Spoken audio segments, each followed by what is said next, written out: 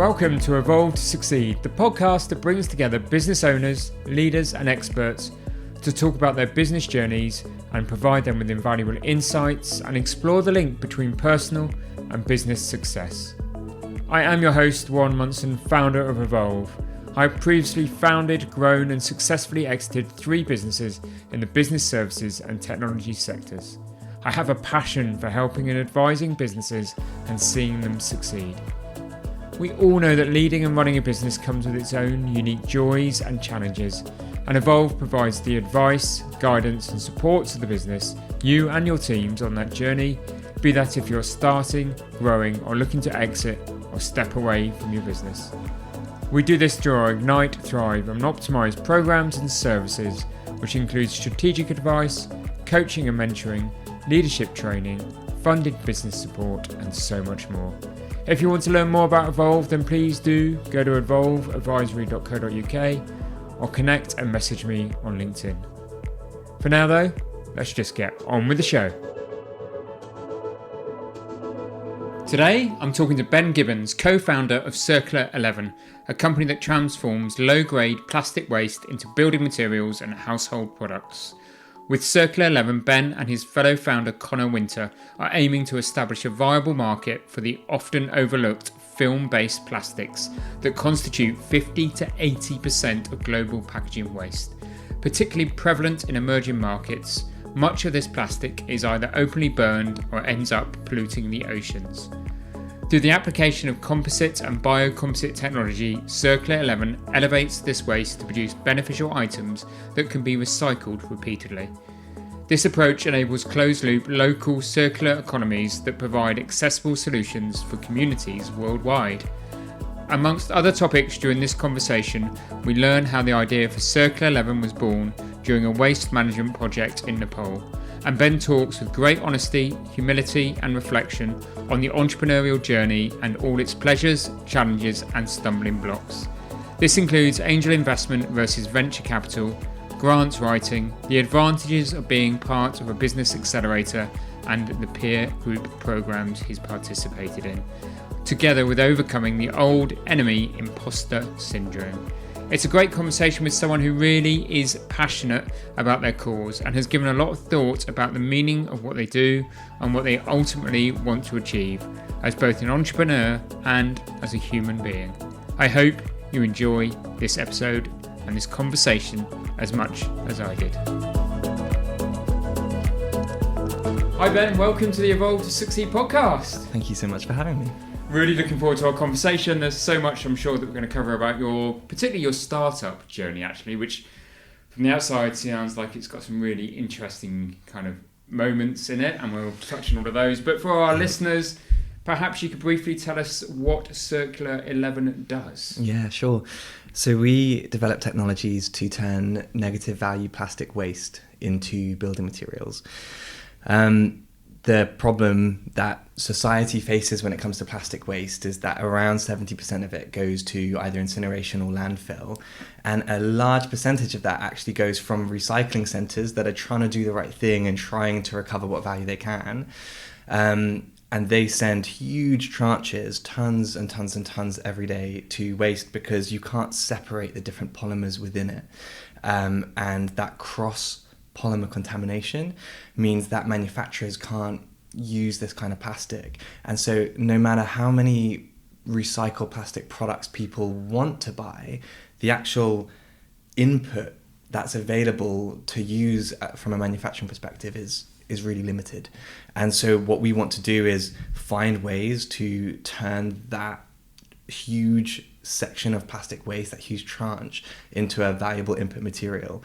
And so we turn it into a type of composite material that we can use in construction applications and infrastructure. Okay, so I'm intrigued and so many questions that I'm astounded that it's still 70% of the, we would have thought, me, a member of Joe Public, would have thought that actually, recycling of plastics would be way above 30% if there's 70% still being sent to waste. I'm slightly aghast by that. I know, and the confusing thing is that it's not that much higher in the best countries in the world, even in Germany, which has a way better collection system. and even in emerging markets, it's not that much less because informal waste pickers do such a good job at picking up waste that can be recovered. So the whole world seems to be within this 20 to 40%. Just stuck in this little ratio. rut. Yeah, exactly. And there's most of it going to waste. The hard thing is we don't want people to get disillusioned about recycling. What's the point of putting it in a recycling bin? A huge problem is that nobody knows what's happening to their waste. Is it getting recycled? Maybe not. So you end up putting it in the bin, and that makes it impossible that there will ever be a solution, because the residual waste bin is a lot more challenging. But it's a thorny issue, and it has a large number of kind of causes, which makes it quite tricky to solve. But we think this is actually quite an overlooked key pillar of the problem, which is how manufacturers are able to reprocess most of these types of waste. Okay, so we're going to come on to find out a bit more about that technology and how you came across it. But I need to ask you, what inspired you to create Circular 11? I used to work in the international development sector, and I was doing waste projects, not through intention. I had started out on civic empowerment programs straight out of uni, and one thing led to another, and I was doing a waste management project in Nepal, and I met my to-be co-founder out there, and we were both working on this project together, and we were really, really frustrated and exhausted by the inadequacy of what we were trying to do. We were setting up collection systems in all of these kind of rural communities, and we were effectively changing a situation where everyone dumped their plastic directly into the river, because that's the only thing they could do, or they would burn it openly. And instead, a truck would come and collect all of the rubbish and then tip it into the river or burn it centrally. But one way it was being burnt or going into the water system. Exactly the same thing was happening to it. And it's because there were systemic technical challenges that they were not equipped to deal with this material. And I wanted to get more into the technology, and I thought, people can make money from recycling. This is a space where business should be able to inform and support the work of what this charity sector is doing, because you're literally creating value. But when we came back to the UK with the intention to find whatever secret source was happening here, or whatever technology was happening here, and transferring it, it wasn't very different. We're thinking, well, it's getting incinerated in a cleaner way and behind closed doors, but the rates aren't very different. So this is really a global kind of systemic challenge. And we were naive enough to think that we could find a way around. And we can talk about this later, but I think that naivety is your biggest asset when you start up, because we thought, why not? Because you don't know why you can't. No. Yeah, we'll definitely talk about that. And so neither you or your co-founder had a sort of materials or recycling or technical background before you started this business? No, my master's was in English literature. Yeah. And my co-founder had spent about 8 years in construction and carpentry, joinery, and real estate development. So an incredibly skilled person in a lot of ways, but neither of us had materials. Technical it background. Turns out is actually a very important part of doing a material science startup. And we can talk more about how we did this. I think fundamentally there is a lot that I would do differently, but we always knew that on paper we weren't the right team to solve this problem. And when you talk to investors, they always talk about founder problem fit. And that would really spook us out, because we just were so passionate about what we were trying to do, but we weren't the right people to be doing this. And we thought, well, the only way that we can kind of prove that we're the right people to do this is by past tense having done it. And I was kind of in a stage where reading all of these textbooks on, at the time, our initial idea, natural fiber reinforced composite materials. Won't go into the technical details here, but this like buzzword about like you add in fibers and it strengthens it. And I thought, well, surely like if that is industrialized and commercialized, you know, we can use that in this different context. And I think there was a kernel of wisdom amidst the naivety, which was essentially, you know, a lot of the time you don't have to invent all of the solutions, but your contribution as an entrepreneur can be in, you know, it was not that far off increasing the liquidity of the innovation and saying, well, these people that are developing the technology, they have academic careers, they are not plugged into most likely a commercial context, they're certainly not plugged into an international development emerging market context. And simply by being passionate to position ourselves in a space where we could be the bridge between, ultimately raise money and enable the specialists to come on board with our vision and contribute their expertise, we thought, well, who can tell us that we're not that person? I'm not going to be the material scientist, but I could be the convener through the energy nearly that just makes the vision come alive. And so do you think are there others in the UK doing what you do? There's lots of great manufacturers who take recycled plastic and turn it into alternative timber-like materials, which is essentially now what we focus on. Most manufacturers buy in their plastic. It's a 98% pure type of single grade plastic, and that's what manufacturers can use. And their products will look identical to ours.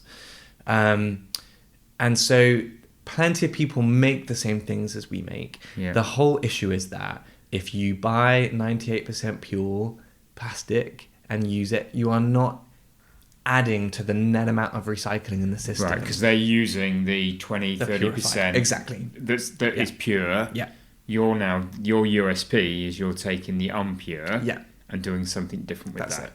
And there are blurred lines, and so I do have a lot of respect for what others are doing in this manufacturing sector, where if you look at a given waste stream, sometimes it's waste on one day, and on another day it's actually worth some money because the waste sector is really confusing and it doesn't make sense. And so some people will certainly be adding some kind of value, but there's no traceability, there's no ambition to take the scale of waste streams, the really difficult stuff, and from what we understand and see in the market, not a huge amount of investment in the technical areas that there needs to be investment in to go far, far beyond what's being done now. So there aren't people doing exactly the same thing, but you know, we're still running as quick as we can, because I think that in some ways the genie is out in terms of what might be possible using a kind of extrusion technology. You see more and more people saying this was made from waste, and we think, I'm not sure it was. I think you bought that plastic because of the way that you've said it uses 1,000 milk bottles. And milk bottles are a very easy thing to process, so it suggests to me that it's not waste. But people know that the market wants this, people want this, the industries needs to become more circular, and if you have those assumptions about the circular economy, logically this is a pretty good place to start looking, this type of technology that we're involved in. So we're still running fast. I don't want to sit here lazily and say we're the only ones who have ever thought of this. And on that journey, that's a great explanation, and thank you for your honesty. And on that journey, at what point did you feel like you'd cracked the technical solution? Because as far as I understand it, you were in Nepal 2020? Yes. So you're sort of a 3 to 4 year journey you've been on time. Yeah, that's right. So I'm hoping soon is the honest answer. But I think the first couple of years, we both as co-founders, Connor, my co-founder, and myself, probably did battle feelings of kind of being an imposter in this space, because fundamentally it's great to have a vision, but how do you know that it's vision and that it's not, to put it politely, hot air? And the difference is, well, your conviction that you can actually execute and achieve, but what's your time frame for doing that? Because if it's just going to be a vision for 10 years, then that sounds like hot air. It's not a business, it's not a business as well. It's a crusade, exactly, isn't it? Exactly. So, we were getting closer and closer. We were always badgering material scientists, and then we got part-time material scientists to support us more and more. We joined kind of more intensive research accelerators. And it's only been recently that we've begun recruiting full-time polymer engineers.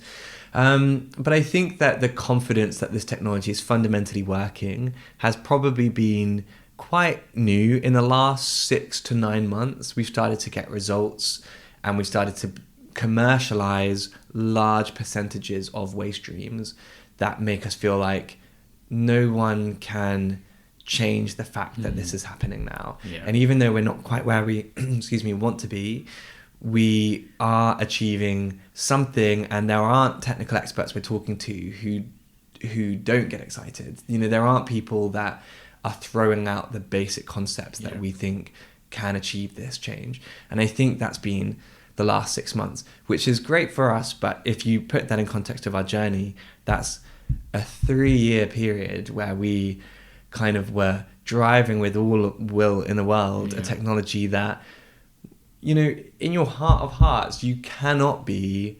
100% convinced that this will work. And I think that humility is an important and often missed virtue in this entrepreneurship space, which is so much about bravado, because it's almost flattering for a founder to say, no, I am 100% convinced this is going to change the world. And I think maybe for others, but I think it's natural to think, well, I think it can. Yeah. And no one's given me a great reason to stop. Yeah. And that's how we used to phrase it. Yeah. That's a great way of phrasing it, because you've got to have that inner belief, haven't you? Because, you're in the early stages of your career and you could be doing other things, but you're focused on this is what I'm doing. So you've got to have that inner belief. Yeah. But I think there's a lot out there, and I often say there's a lot of rah-rah out there without the substance, and actually those that tend to go on to achieve something have that inner belief, but the substance and the reality check along the way. I completely agree. And I would say, when we're talking about this idea, I've started to introduce what we do with how we position ourselves after 3 years. And I don't want to take up this precious platform in this time that we have going through all of the iterations of the business. But in brief, it started off very, very far away from what we're doing now. The initial idea was essentially a bizarre idea that was terrible and never going to work, to do with basically making bins that hand shredded the material so that it was more easily transported to reduce logistics costs in emerging markets. Okay, so it started there, and we thought, well, what can you do with that material? Well, it turns out you can extrude it into things. What do people need in the communities we want to work with? Well, building materials. So showing this kind of naivety and innocence of youth, we thought, well, building materials, that means bricks. Yeah. So we called ourselves Green Bricks, or Green Brick. We spent the first year and a half almost really working hard to develop a brick made from plastic, and we did, and we could build walls with it, and it was very strong, and we got it laboratory tested. But there are many reasons that I won't go into here why that is not a great place to begin. And we realized what we were doing on the side of that business, which was this really unflattering side business where some businesses would ask us for benches, and we'd say, from this material, we can make you benches from this material, but I don't want to be known as a bench manufacturer, so we're never going to mention that. And it was only talking to investors, they were saying, oh, you're already selling? And we're like, no, well, we're just selling benches. Nobody wants that. It's, what's interesting, benches is us. Come on, And, we realized actually the fundamental value of what we're doing is in the process of, transmuting all of this waste into something that has previously not had value in the market and can be valorized, and that we should be making the simplest, most scalable products that we can from this, because that will allow us to realize the value of the process. So, apologies for giving you a huge download there. No, it's great. But it doesn't start off with the idea. No, and I think part of that along the journey, unless you've got a very simple business, like professional services, which I started, you kind of know the journey you're on. You might pivot your marketplace, but I think businesses that start with product in mind, and particularly tech product, the unproven, have to have their eyes wide open to pivot. Yeah. And I suppose the thing that it would appear you and your co-founder have done well is you've listened to others to try and find where the market opportunity is. Thanks. Is that truth? In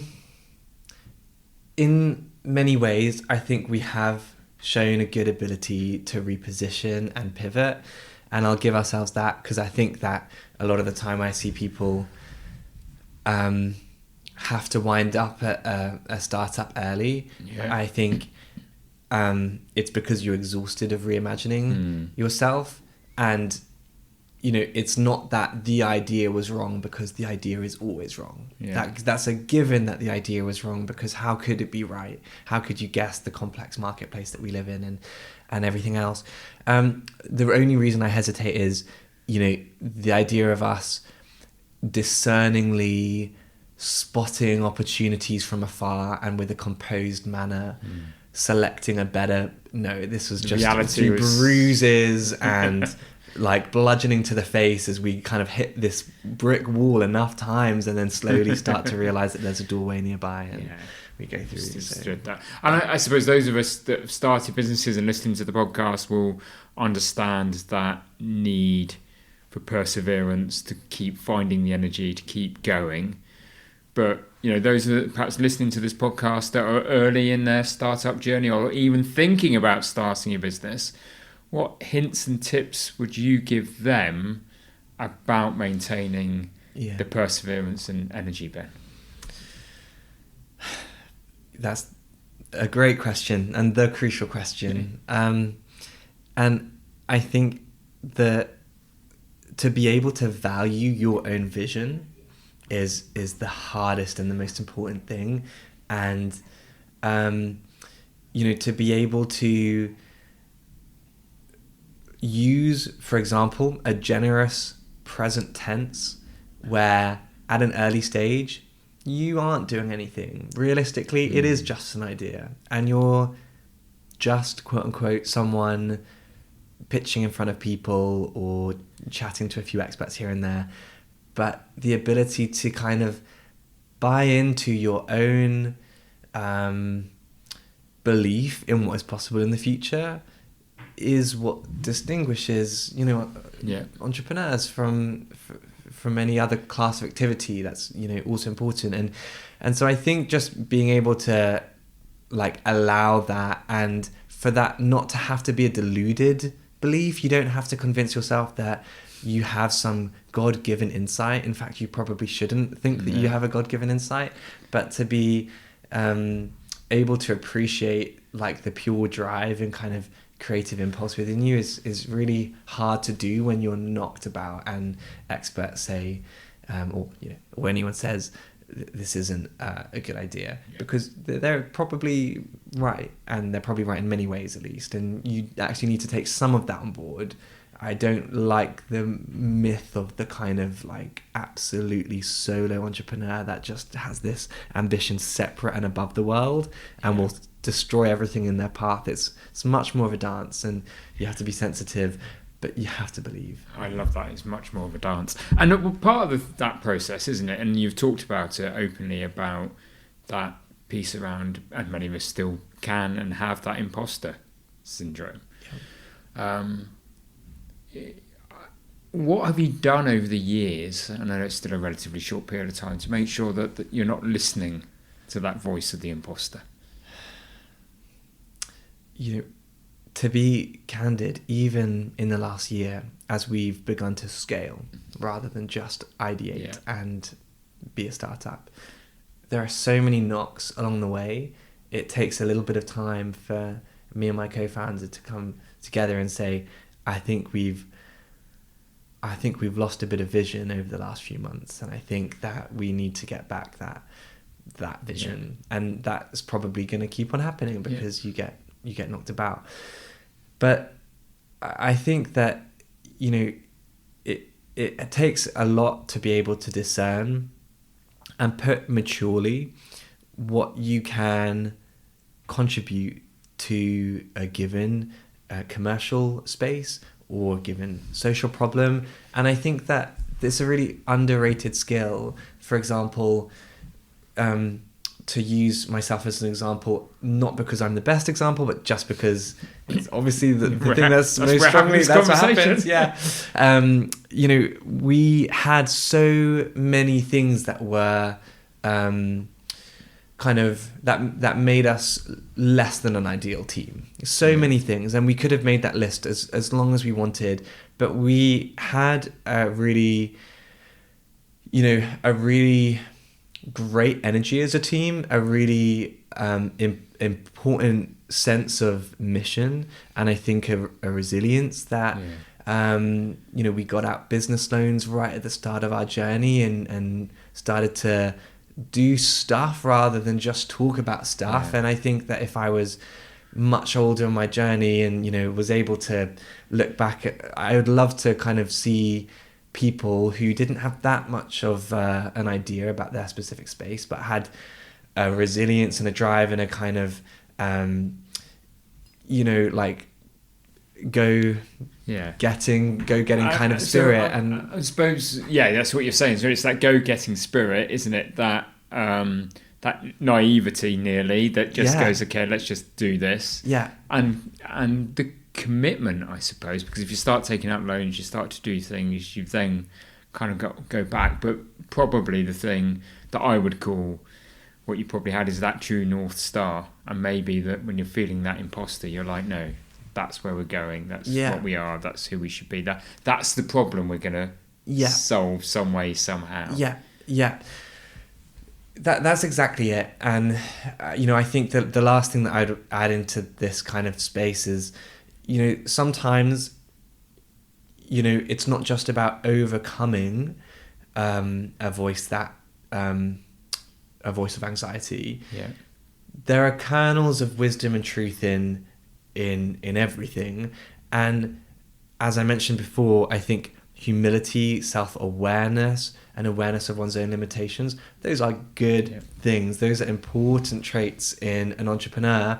And maybe that voice of doubt is also something that marks you off as a self-aware person that's conscious of the, you know, the dangers and the risks and the limitations. And that too is to be backed. And that doesn't mean that you're not the right person to be doing this. I think that actually suggests that you're a very emotionally aware person that the space needs, because frankly, I think there are quite enough absolutely obsessed entrepreneurs that think that their idea is 100% the right thing. God's gift. God's gift. So, and therefore, you've also gone through Carbon 13 and the Circular Valley Accelerator Programs, the two accelerator programs. You know, Evolve, we run an accelerator for the Dorset LEP and all of those kinds of things, and we see the benefits of the businesses that go through them.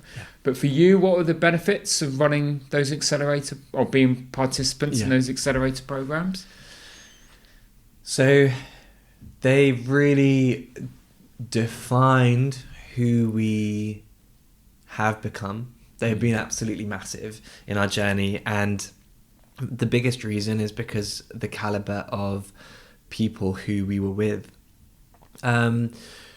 We didn't want to position ourselves as a small, you know, business that might make a small amount of impact in a local area. We wanted to say, hey, this could be huge, and to see what it actually looked like to be excellent in your field, to look at other entrepreneurs and think, oh my gosh, they are so on it. The technical abilities of that team, the operational excellence and experience of that team, and to be treated like a peer in terms of our confidence, that was transformative. To realize that, hey, we belong in this space too. And I think that those peer networks were and remain the number one thing that accelerators can probably provide, you know.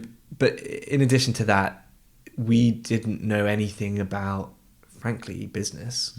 Certainly didn't know anything about investment markets and how to raise. And I wish I could show listeners right now the early versions of our pitch decks, which were just a travesty against nature. It was so poorly done, and I'm so embarrassed in the kind of that the jump between maybe you have great design aesthetic and an eye for what makes great pitches and all of that stuff, but we certainly didn't, and it took an enormous amount of time to understand, you know, how to do that. And I didn't particularly love public speaking, and these kinds of programs, they get you used to those environments and they build up the core skills that you actually need when you're raising money. As you're progressing through that startup journey. Yeah. And I think what's great about the two that you went on, they were very sector specific, weren't they? So they've helped you, I suppose, gain some of that knowledge about the whole industry that was possibly lacking as well. Yeah, that's exactly it. But that power of the peer group, you know, and being around similar people at a similar stage in your journey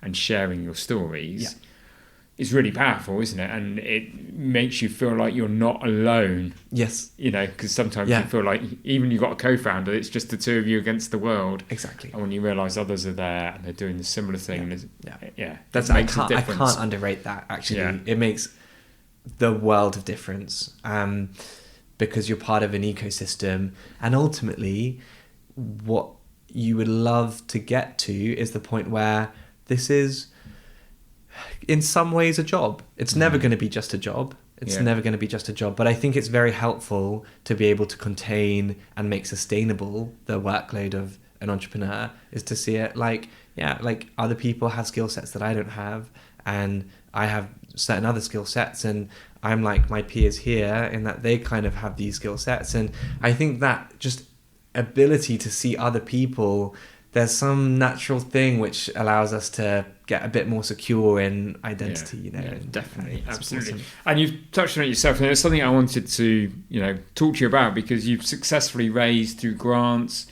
and through investors over £500,000 to get the business up and growing and to scale as you are now. Yeah. Yeah. Top tips for going, you know, you've talked about working on your pitch deck, but other top tips for anybody looking to raise grant funding or investor funding? Yeah. So investor funding, we initially raised about $250,000 on a pre-seed round, and that was largely through angel networks. Yeah. And for any listeners that aren't already really au fait with this, angels would be individuals, sometimes high net worth individuals, who pull together a relatively small size of money individually. You know, for us, that would normally range between 10 and 30,000. So not small on a day-to-day level, but small when you're talking about larger investment funds. And they build up this larger round by kind of combining forces. We initially went to venture capital funds. Yeah. And we knew that angels were another route, but I can't really tell you why we didn't take it more seriously. I think if we had more experience, and if we were able to look at our own position and what we had and what we didn't have, I think we could have discerned much earlier and saved a lot of pain that this was angel. Okay, because you went through that whole VC capital piece, and spent time and effort, and so much effort, and we bang your head against that proverbial brick wall again. Exactly. And I won't go into the details, but we had a very finite amount of time to fundraise because we had taken this initial kind of investment from this accelerator Carbon 13. We essentially had 6 months to raise more money, and it was really difficult to just go up against this brick wall with your with the clock running down. And I think with venture capital, I will be a little bit cynical, and I will ask for forgiveness for any kind of venture capital investors that are listening. Everyone likes to position themselves like they are at the front of risk and innovation. Almost everyone wants to follow, and they back the teams that are most likely to do well, as they should. That's what any investor should do. Other people's money, they're investing other people's money.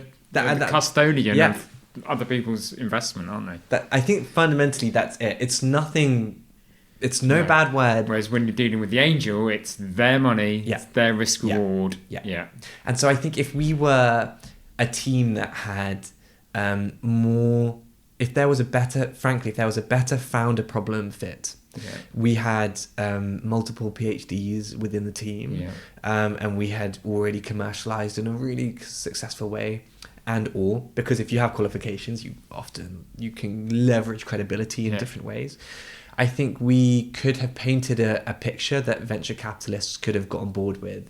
But instead, what we had was this slightly plucky, slightly left of center, story-based approach that, we've got drive and we're an intelligent team that is young and that needs to learn a lot. But if you take a gamble, we could really do something here. And that sounds like angels to me now that we've done it. You've been on the journey. Yeah. That's definitely angels, isn't it? Because they're backing an idea, they'll take the risk. VC, I know there's definitely a place for it, but they want proven history, don't they, typically? That's it. It's when somebody's going to go again, I'm going to do a nuance of what they've done again. They'll love that and they'll lap that all day long. But startup funding, and if you don't know that, like I didn't know who has £20,000 to invest. There are a lot of networks, not just the ones that you would type in on the first page of Google when you type in Angel Network, which would probably be the UK British Business Angels or something like that. If you go sector specific, region specific, literally just Google keywords will give you lots of groups and syndicates, as they call themselves often, where it will be this region has angels, or it will be a climate tech focused set of angels. Or if you go on Twitter, not that I'm on there for personal reasons, but a lot of times there are lists which are shared on Twitter of angels active in databases basically that people share, active angels in good UK. hint and tip, isn't it? Don't just go for the obvious. Find the sector specific angels that know a little bit and want to invest in your field. That's it. And then lastly, just to mention the grants, we've been really lucky that we have we're in a space and that we're in a country that supports us, because we really wouldn't have been able to do it without Innovate UK and government funding. There is a knack to grant writing, and I think the thing that I would say, two quick things. First of all, start small and get bigger. We started off trying to write these smart grants, which are very big, very generalist funds, which nobody gets. It's really difficult to, and I think that's a really hard way in. We realized that we could do Young Innovators of the Year, which is a slightly more youth-friendly competition, and then we'd leverage the credibility from that to get a slightly bigger grant, and leverage the credibility to get a slightly bigger grant. So going slowly up the grant ladder, and not starting off with the European Horizons, multi-million-pound project is one quick thing. Brilliant. And then lastly, and this might be obvious, but I think it's very important to realize that, or to be okay with the fact that you're not going to know how to write these grants in advance. And if you try your best and you accept a couple of failures, you might have the feedback from the assessors that allow you to write better grants. Unfortunately, at the end of the day, as much as it's about technology, it's about you hitting the right bullet points in the right answers. And you can learn that, but you have to be up for a couple of unsuccessful applications. But learn, get the feedback, review the feedback. It's we're saying when we've applied as Evolve for business support contracts, you win some, you lose some, and you learn along the way, and you start to, and you change your proposition to make sure that you are hitting what the grant is there, or the funding is there to deliver a certain thing, and you got to make sure you're providing that, haven't you? And that's the integrity about it. And so roll forward, we're start of 2024. You've got your facility over in Christchurch in Dorset, haven't you? So you've really made some strides. So where's the business right now, Ben? So we're 8 strong. Still a small team. We're currently splitting our time between delivering commercial orders, public realm infrastructure is the fanciest word we could find to describe these benches, these planters, these other types of products. And, we're learning a lot of the lessons that I think we need to learn as a small business, not as a startup, as a small business, how do sales works? How do we structure a sales pipeline? Yeah. How do you sell, how do you do account management? How do we sell to this type of customer segment?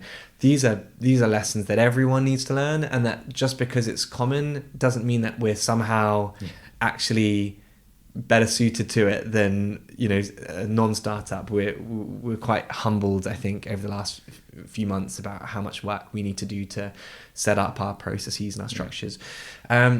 We're doing a lot of work for National Highways right now, developing some motorway products, basically. Okay. There's about 80,000 tons of fencing on the motorway network, and it rots quite quickly. We have said, hey, why don't we make it out of this new material? And it's a very regulated space, which makes it quite tricky. Yeah. But we're learning a lot about how to enter regulated spaces, and we're working with National Highways and some tier 1 contractors, as they're called, like Kia. So there's a lot of product development work. And then there's a kind of third hat and set of things that we're focusing on, which is this machine learning informed system that intelligently adapts the formulations of our composites based on the waste streams. So sorry if that was a little bit of jargon, but essentially the tech. And the tech isn't there. We can process some waste streams, but there's a lot of work that needs to happen. Yeah. And so a lot of our time, and frankly most of our money, goes into investing in R&D. And we're trying to work out what the right balance is between these things, and we're not always doing the right job at it. But we're split between this identity of trying to stabilize as a small business and trying to invest in the tech to generate the revenue, generate the profitability, generate the cash flow to reinvest, self-fund the investment. Yeah, that's it. And I assume the development of the tech is your constraint, because the availability of waste to go into the process within your facility and plant in Christchurch to produce the product isn't a constraint. No. So is it just tech that's your constraint? What's your constraint for growth from this point forward? To be honest, it's sales and sales cycles. Okay. We have a kind of technology that I think a lot of large companies, large construction companies in particular, have good reason to be interested in. And I think when we were a little bit earlier in our journey, if you had spoken to me 9 months ago, I would have had a confidence that we're speaking to all of these people and they're really interested in our technology. And that is so far from a sale. That is so far, and I think we're very cognizant of that now. And for us, actually getting contracts that are small enough that we can service them, we don't have huge economies of scale. Yeah. It's actually quite a thin sliver of total opportunities out there that are both going to make a difference. So selling 5 benches won't really change that much for our business. But neither can we take orders of thousands of this, basic plank, because we just don't have the automation, we don't have the economies of scale, we don't have the efficiency. So we're trying to work out how to actually grow in a relatively steady or manageable way. And sometimes it feels like certainly a few months ago we actually had a real desert, a spell where it felt like there's all of this interest and goodwill around us and no one's actually there's no purchase order. How do you get commitment? How do we get the commitment? And it was really existential.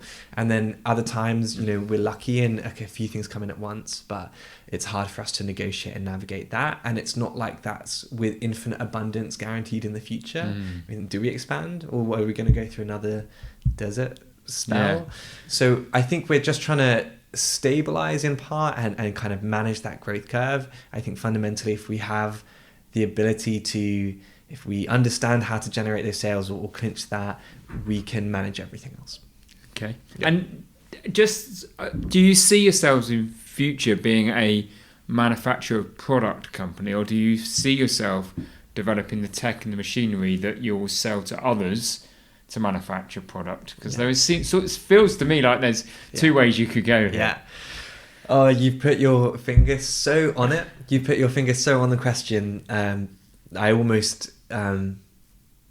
wish that I had a much more confident answer on a public platform like this, because that's my job as someone that's meant to be providing the vision. We don't need to know all the answers right now, though, do we? It's really tough because we certainly see the future being international, and that by far the best way to do that, you would think, is normally licensing. I won't go into the nooks and crannies of licensing versus franchising versus all of the other ways that you can grow. I think in our particular space, what anybody who has an ounce of business sense would say is, of course, you should license, and you should. That's your best way to scale. I think, it takes some confidence and some guts to say, well, our business space might look a little bit different. Our manufacturing space might look a little bit different. It's questions about the defensibility of that license is they're important. And one thing which stirs my heart more than anything else is the ability to franchise to, for example, charities. You can franchise a profit-making model to organizations that are effective at working in difficult environments. Because they're proven in those environments. Nepal would be a great example. Exactly. We don't know how to operate there. We don't have the structures, and we don't want to manage the people, but we do have this technology, and it does generate a profit. And couldn't that be an amazing symbiosis? And I think that, although that might not be the same route as a conventional, purely profit-focused business, there's no reason to say that can't be. We're not going to close down operations in the UK. We're going to continue growing. It might give us brand credibility. So I'm personally much more interested in the side of the business that could go back to where we started. How we tie this together in a coherent way is something I find really challenging. Still working on, but I suppose that's that kind of piece around, cause and profitability, and in the modern world, you've got to have both, haven't you? Really, if you're going to do that good, you've got to have the right cause, the right focus, the right purpose.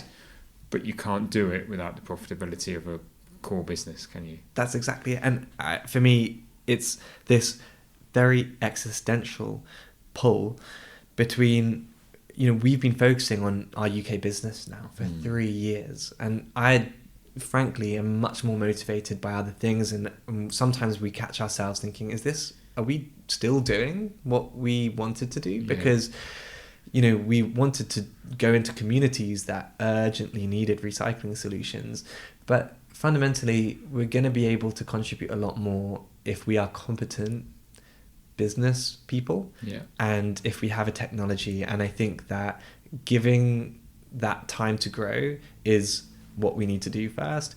How to not lose sight of your ultimate North Star is the question, and I think talking about it like we're doing is the only way that we have at the moment. We'll come back to you in 3 years' time and see where you are, Ben. I would love that. A couple of final questions. First off, if you could go back to 2020 and you could sit down in front of Ben, what advice would you give Ben on his startup journey?